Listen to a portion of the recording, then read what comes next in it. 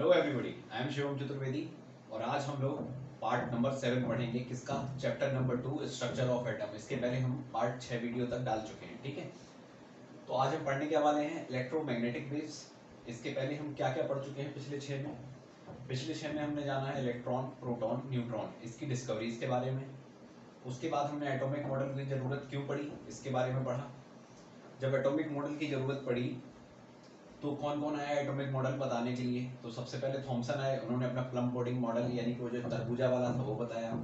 उसके बाद आए रदरफोर्ड, उन्होंने अल्फा पार्टिकल को स्कैटर किया और उन्होंने अपना एटॉमिक मॉडल बताया, ठीक है। आज हम पढ़ेंगे इलेक्ट्रोमैग्नेटिक वेव्स। अब ये पढ़ क्यों रहे हैं हम? पढ़ इसलिए रहे हैं कि जो अगला एटॉमिक मॉडल है, कौन अगला एटॉमिक मॉडल है हमारा? Bohr atomic model. अब जो बोहर एटॉमिक मॉडल है उसको पढ़ने के लिए जो चीज़ें जाननी जरूरी हैं उसके पढ़ने से पहले उनमें आता है electromagnetic waves, photo electric effect और black body radiation, Planck quantum theory. 4 चीज़ें आप यदि पहले पढ़ लोगे तो बेहतर रहेगा बोहर एटॉमिक मॉडल जानने के लिए।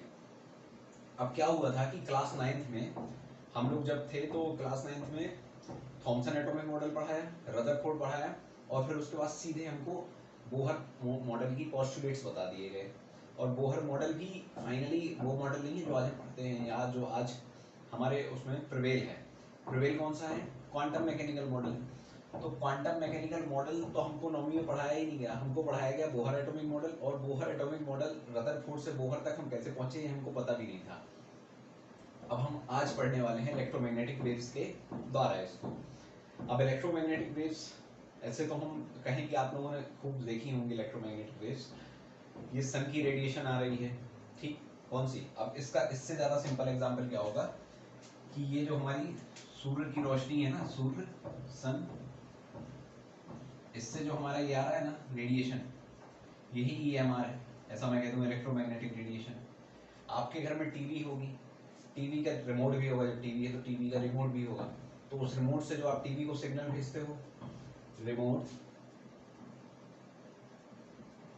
से टीवी, ठीक, ये जो सिग्नल जाते हैं ये भी हमारे इलेक्ट्रोमैग्नेटिक रेडिएशन होते हैं।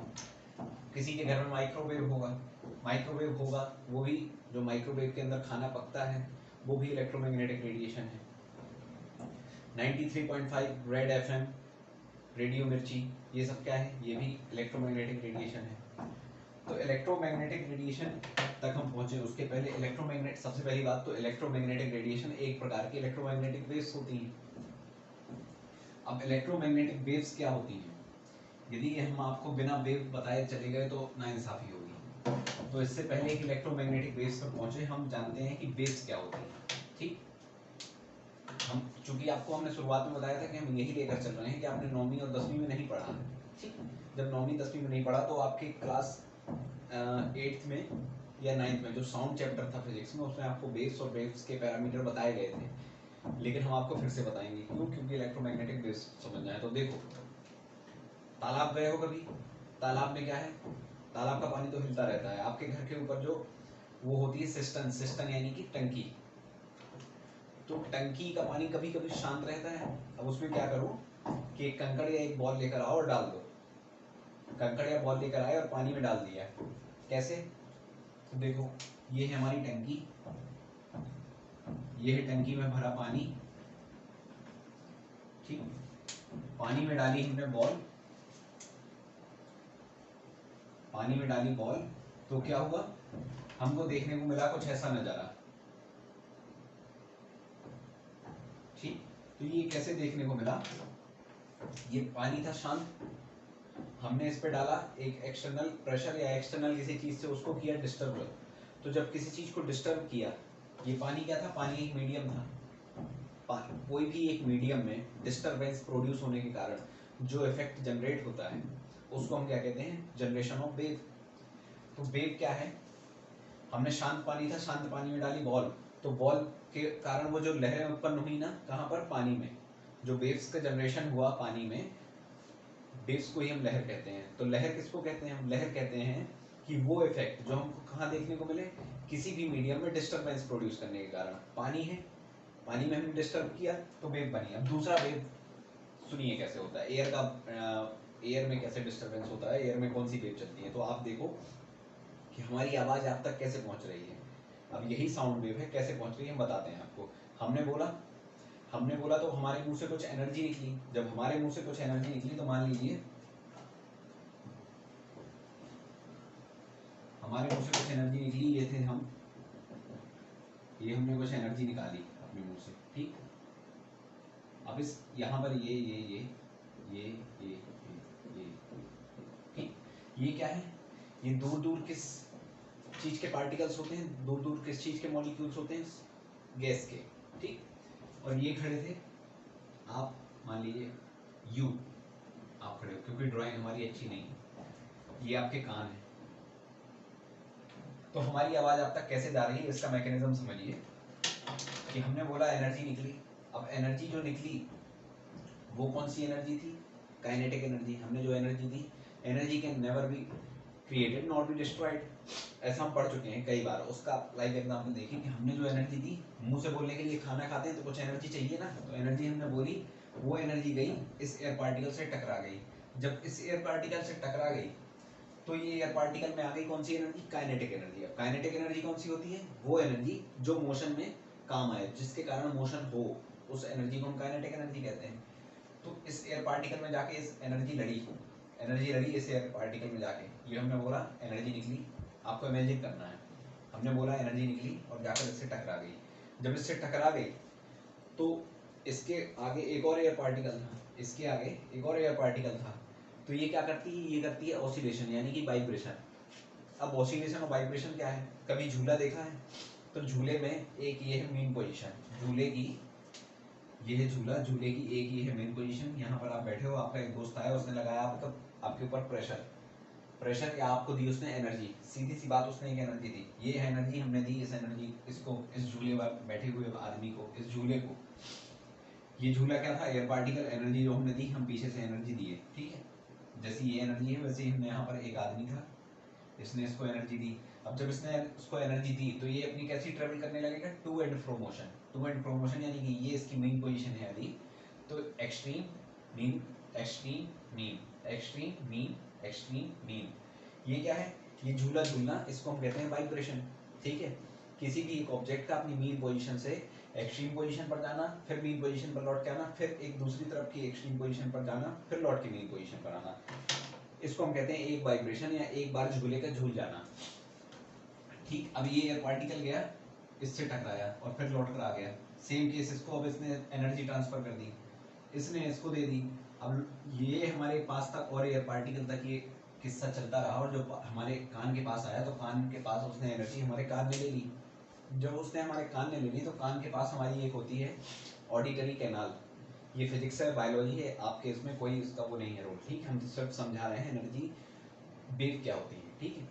तो जब कान के अंदर गई वो, तो कान के अंदर ऑडिटरी कैनाल ले गई, कहाँ, आपके माइंड में। जब ऑडिटरी कैनाल आपके माइंड में ले गई तो माइंड ने कभी ना कभी वो सुना होगा शब्द, जैसे हमने बोला आम, तो जो आम की डिकोडिंग है, कोडिंग है कि, यानी कि जो एनर्जी आई है, हमने जो आम बोला था वो एनर्जी आम के रूप में, उसको कान को नहीं पता कि आम बोला है, कान तो एनर्जी ले गया माइंड की तरफ। उस माइंड ने उस एनर्जी को रीड किया और उसके दिमाग में पहले, उस माइंड की जो चिप है उसमें पहले से छपा हुआ था, क्या छपा हुआ था कि ऐसी एनर्जी आए तो ये कौन सा शब्द होता है, ये होता है आम। तो हमने वो डिकोड कर लिया कि ये व्यक्ति ने, यानी कि हमने सामने वाले को आम बोला।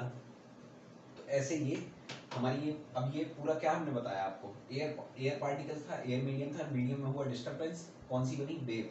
तो यदि वेव ना बनती तो हम सुन ना पाते, ठीक। तो साउंड वेव एक प्रकार की वेव है, साउंड ही एक प्रकार की वेव है, साउंड का प्रोडक्शन, साउंड का जनरेशन, ये किसके कारण होता है, वेव के कारण। वेव कैसे प्रोड्यूस होती है, उसके कारण, ऑसिलेशन, वाइब्रेशन के कारण। तो और ये ऑसिलेशन क्या है, ये ऑसिलेशन यही तो है, ये हमारी मीन पोजीशन है, इसको मतलब डिस्प्ले कैसे करते हैं, ये हमारी मीन पोजीशन है, कौन सी, ये वाली लाइन।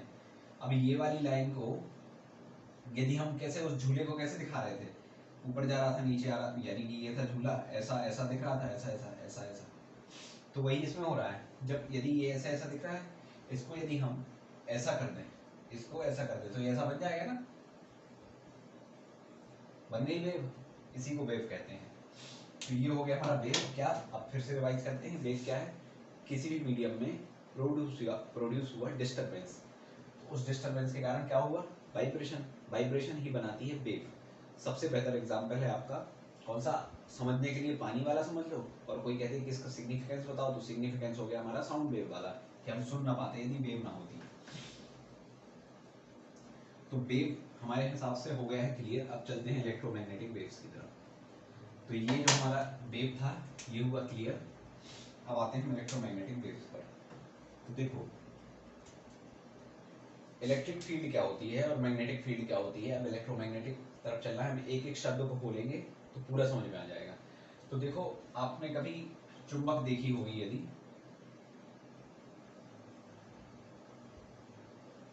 ऐसी चुंबक देखी है, ऐसी नहीं देखी तो ऐसी तो देखी होगी, हमने इसको ऐसा रख दिया, ऐसा तो देखा होगा इसको। तो उसके क्या होते हैं, ये आप मैग्नेटिज्म क्लास 6 की बात है, मतलब नहीं भी यदि पता है तो एक चुंबक होती है, चुंबक को यदि हम बीच से तोड़ें, चुंबक को यदि बीच से तोड़ें, गोल चुंबक को बीच से तोड़ें, तो क्या अपने दोनों तरफ अपोजिट पोल जनरेट कर लेती है। मान लीजिए इस तरफ कर लिया उसने नॉर्थ पोल, इस तरफ कर लिया साउथ पोल जनरेट। जब नॉर्थ पोल और साउथ पोल जनरेट कर लिया उसने, तो वो कुछ इमेजिनरी लाइंस बना देती है, हमको दिखती नहीं है। ये ये इमेजिनरी लाइंस क्या होती है इसकी, यही होती है मैग्नेटिक लाइंस, मैग्नेटिक लाइंस।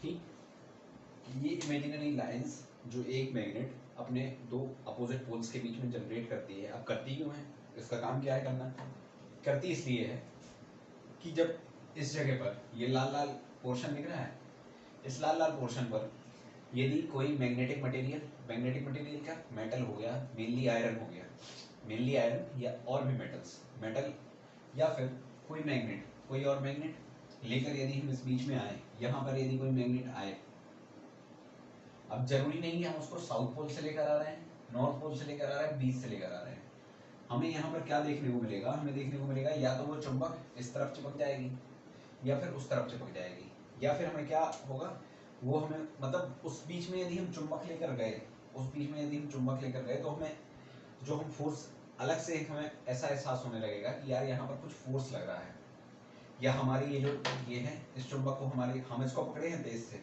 लेकिन या तो चुंबक इस तरफ खिंच रही या इस तरफ खिंच रही या कह रही बाहर जा बाहर जा। ठीक, तो ये कुछ ना कुछ मतलब जो हमें फोर्स का एहसास हो रहा है, फोर्स का जो एक्सपीरियंस हो रहा है, कहाँ पर, मैग्नेटिक फील्ड में, सॉरी मैग्नेट के बीच में मैग्नेट लाइंस बनी, उन मैग्नेट लाइंस के कारण हमें जो फोर्स एक्सपीरियंस हुआ।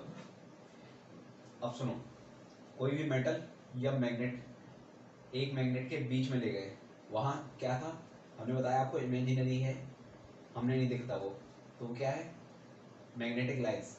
अब किसी भी मैग्नेट के बीच में कोई मैग्नेटिक मटेरियल या मैग्नेट को ले गए, तो जो हमें फोर्स एक्सपीरियंस हुआ उसी को कहते हैं भैया हम मैग्नेटिक फील्ड। ठीक, ये मैग्नेटिक फील्ड क्या है, ये हो गया फोर्स जो हमें एहसास होता है। ये करता क्यों है, ये हमें पता है कि जो अपोजिट पोल होते हैं किसके, मैग्नेट के, वो एक दूसरे को अट्रैक्ट करते हैं, और जो सेम पोल होते हैं वो एक दूसरे को रिपेल करते हैं। ये हो गई हमारी मैग्नेटिक फील्ड है। सेम केस हम देखेंगे कहाँ पर, चार्ज में। तो सबको पता है कि जैसे मैटर होता है, मैटर होता है, मैटर के पास जैसी मास प्रॉपर्टी होती है, यदि मैटर है, मैं हूँ, आप हूँ, ये डस्टर है, कोई भी है, ये बोर्ड है, ये क्या है, मैटर है। मैटर है, सब्सटेंस नहीं है। मैटर और सब्सटेंस के बीच में जो डेफिनेशन है वो हम आपको पहले मोल कॉन्सेप्ट वाले वीडियो में बता चुके हैं कि जो केमिकली रिएक्ट करे वो मैटर सब्सटेंस होता है, सारे मैटर सब्सटेंस नहीं होते। तो एक चार्ज ऐसी ही प्रॉपर्टी होती है, जैसे हमारा मास होता है वैसे ही हमारे पास चार्ज भी होता है। अब चार्ज होते हैं दो प्रकार के, ठीक, एक होता है हमारा पॉजिटिव चार्ज, एक नेगेटिव चार्ज। मैग्नीट्यूड से कोई मतलब नहीं है, इन दोनों के अपोजिट नेचर थे, इसलिए इनका नाम अलग अलग रख दिया गया, पॉजिटिव और नेगेटिव, नेगेटिव और पॉजिटिव। क्यों, क्योंकि नेचर डिफरेंट है। मैग्नीट्यूड से कोई मतलब नहीं है कि जीरो के, इसकी वैल्यू जीरो से कम होगी, उसकी वैल्यू जीरो से ज़्यादा होगी। तो मैक्सवेल की थ्योरी के अनुसार, हमने आपको पहले भी रदरफोर्ड जब फेल हुए क्या बता कर गए वो, कि एक चार्ज ऐसा आता है, रेडिएशन छोड़ता जाता है, जब रेडिएशन छोड़ता जाता है तो इसमें आके भिड़ जाता है, भूल जाओ उसे, एक चार्ज है। अब ये पॉजिटिव है नेगेटिव हमें नहीं मतलब, दूसरा चार्ज, एक चार्ज के पास में यदि हम दूसरा चार्ज लेकर आएंगे, अब ये पॉजिटिव है नेगेटिव है हमें इसका भी नहीं मतलब। ठीक, तो एक चार्ज की पास में जो हम दूसरा चार्ज लेकर आएंगे तो हमें फोर्स एक्सपीरियंस होगा। क्यों होगा? क्योंकि देखो, यदि ये पॉजिटिव हुआ और हम पॉजिटिव लेकर आए पास में, तो उसको फेंकेगा कि चल भाई दूर भाग दूर भाग। क्यों? क्योंकि रिपेल करता है सेम चार्ज को। यदि ये पॉजिटिव हुआ, हम यहाँ से नेगेटिव पास में लेकर आए, तो वो उसको खींच लेगा, अट्रैक्ट कर लेगा। तो जब हम पास में लेकर आएंगे चार्जेस को, दो चार्जेस को जब पास में लेकर आएंगे, तो हमें अलग से कुछ फोर्स एक्सपीरियंस होगा, और वो जो फोर्स हमें एक्सपीरियंस होगा उसी को हम कहेंगे क्या? Electric field. अब क्यों इलेक्ट्रिक फील्ड? क्योंकि ये फोर्स जो हमें एक्सपीरियंस हो रहा है वो किस कारण से हो रहा है? इलेक्ट्रिक चार्ज की वजह से। तो ये समझ गए आप मैग्नेटिक फील्ड, और ये समझ गए इलेक्ट्रिक फील्ड, और वेव भी समझ चुके हो। अब क्या वेव समझ चुके हैं हम? वेव समझ चुके, मैग्नेटिक समझ चुके, मैग्नेटिक प्रॉपर्टी, इलेक्ट्रिक प्रॉपर्टी समझ चुके, इलेक्ट्रिक फील्ड समझ चुके, मैग्नेटिक फील्ड समझ चुके। अब ध्यान से सुनना, अब इलेक्ट्रोमैग्नेटिक वेव्स की डेफिनेशन आने वाली है।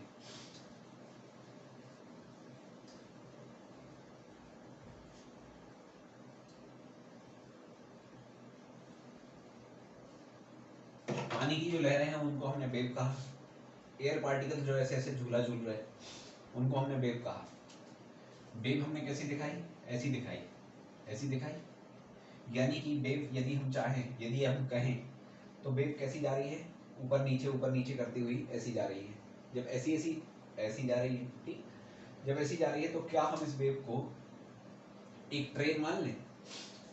मान लीजिए एक ट्रेन ऐसी जा रही है, ये ट्रेन, इंजन ट्रेन, ठीक। अब ये जो ट्रेन है, अभी आप सपोज कीजिए कि ये वेव है, wave equals to train, wave equals to train कर दी हमने। तो कोई भी चीज जो ट्रेवल करती है, कोई भी चीज, कोई भी वेव, कोई भी चीज जब ट्रेवल करती है तो उसको हम ट्रेवल कहते हैं। मान लो कि अब ये जो ट्रेन है, ट्रेन की तो ट्रेवलिंग हो गई, लेकिन यदि वही चीज यदि वेव कर रही है, वेव का चलना क्या कहलाता है? वेव का प्रोपोगेशन क्या कहलाता है? वेव की जो ट्रेवलिंग होती है, वेव की जो ट्रेवलिंग होती है वो क्या कहलाती है? प्रोपोगेशन।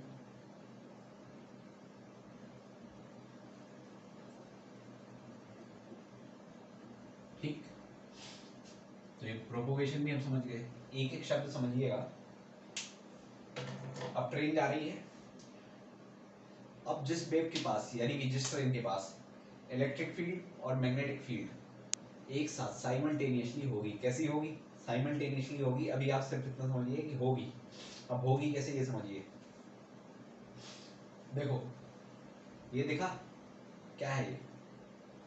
ये हमारा हाथ है, दो उंगली बंद है और तीन उंगली खुली है। कौन कौन सी? अंगूठा खुला है, ये वाली उंगली खुली है, बीच वाली उंगली खुली है। कौन सी? थंब खुला है, फोर फिंगर खुली है, मिडिल फिंगर खुली है। कैसे खुली है?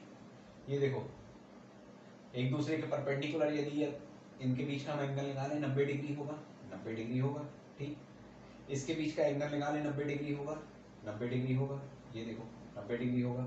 हम आपको अलग अलग एंगल से दिखा रहे हैं कि दिख जाए। 90 डिग्री, 90 डिग्री, ठीक, 90 डिग्री, और ये दोनों के बीच का देखिए 90 डिग्री, ठीक है। अब फिर से देखो इसको, ये तीनों चीजें एक दूसरे के 90 डिग्री हैं, यानी कि परपेंडिकुलर हैं। अब इनमें से भैया एक है हमारा प्रोपोगेशन, यानी कि इस तरफ ट्रेन जा रही है, वेव जा रही है, ट्रेन जा रही है, ये है हमारा प्रोपोगेशन, ठीक। अब देखो, प्रोपोगेशन हो गया। इनमें से एक है इलेक्ट्रिक फील्ड, एक है मैग्नेटिक फील्ड। एक है इलेक्ट्रिक फील्ड, एक है मैग्नेटिक फील्ड। कैसे? ये ट्रेन जा रही है, ट्रेन जा रही है, ट्रेन के परपेंडिकुलर, यानी कि अब जब ट्रेन जा रही है ऐसी, तो उसका परपेंडिकुलर क्या होगा? ऐसा ऐसा होगा ना परपेंडिकुलर, ठीक, ऐसा ऐसा परपेंडिकुलर होगा। और ट्रेन जा रही है, उसका एक इस तरफ भी परपेंडिकुलर है और भी ऐसा ऐसा परपेंडिकुलर है। तो एक वेव जो अपने साथ में इलेक्ट्रिक फील्ड और मैग्नेटिक फील्ड साथ में लेकर चले, कैसे? परपेंडिकुलरली, यानी कि 90 डिग्री, यानी कि 90 डिग्री के एंगल में इलेक्ट्रिक फील्ड भी चले साथ में और मैग्नेटिक फील्ड भी चले। अब देखो कैसे बनता है इसका वो, ये है वेव का प्रोपोगेशन, ये है इलेक्ट्रिक फील्ड और ये है मैग्नेटिक फील्ड। अब ये नीचे दिख रही है, लेकिन यदि इसको आप 3D में देखेंगे तो ये और ये, अब देखो, देखा ये प्रोपोगेशन, ये इलेक्ट्रिक फील्ड, और ये हम बोर्ड के बाहर तो निकाल के बना नहीं सकते थे, इसलिए मैग्नेटिक फील्ड इस तरफ हो गई। या आप इसको पलट भी सकते हो, कैसे भी कर सकते हो, इन तीनों का आप कैसे भी कर सकते हो अरेंजमेंट। याद क्या रखना है कि इलेक्ट्रिक फील्ड, मैग्नेटिक फील्ड और प्रोपोगेशन एक दूसरे के परपेंडिकुलर होंगे। अब प्रोपोगेशन क्या है, वेव का चलना। इलेक्ट्रिक फील्ड क्या है कि कोई भी चार्ज है उस वेव के पास में, आप देखो उस वेव, अब ये प्रोपोगेशन क्या, वेव हो गई, ट्रेन हो गई, तो उस ट्रेन के पास में कोई भी चार्ज लेकर आओगे उसको फोर्स एक्सपीरियंस करा देगी, क्या होगा, इलेक्ट्रिक फील्ड होगी। ट्रेन जा रही है, पास में कोई भी लोहे का सामान लेकर आओगे या मैग्नेट लेकर आओगे, उसको अपने से या तो चिपका देगी या दूर फेंक देगी। यानी कि ट्रेन जा रही है, चार्ज पास में लेकर आए, या तो अट्रैक्ट कर लेगी या फेंक देगी। लोहा के सामान बीच में लेकर आए, ठीक, जब लोहे का सामान बीच में लेकर आए, पास में लेकर आए, तो या तो लोहे को अट्रैक्ट कर लेगी या फेंक देगी। तो वो वेव जो अपने साथ साथ में परपेंडिकुलरली इलेक्ट्रिक फील्ड और मैग्नेटिक फील्ड साथ में लेकर चले, उस वेव को हम कहते हैं क्या, इलेक्ट्रो मैग्नेटिक वेव्स। अब देखो वेव्स भी आपको क्लियर है, इलेक्ट्रिक भी क्लियर है, मैग्नेट भी क्लियर है, प्रोपोगेशन भी क्लियर है, और सब कुछ क्लियर है। मेन इतना ध्यान रखना है कि ये तीनों एक दूसरे के परपेंडिकुलर होते हैं। एक ट्रेन जा रही है, पास में चार्ज लेकर आओगे, या वो हमारा क्या, मैग्नेट लेकर आओगे, तो या तो चिपका लेगी या फेंक देगी। तो ये हो गई हमारी इलेक्ट्रोमैग्नेटिक वेव।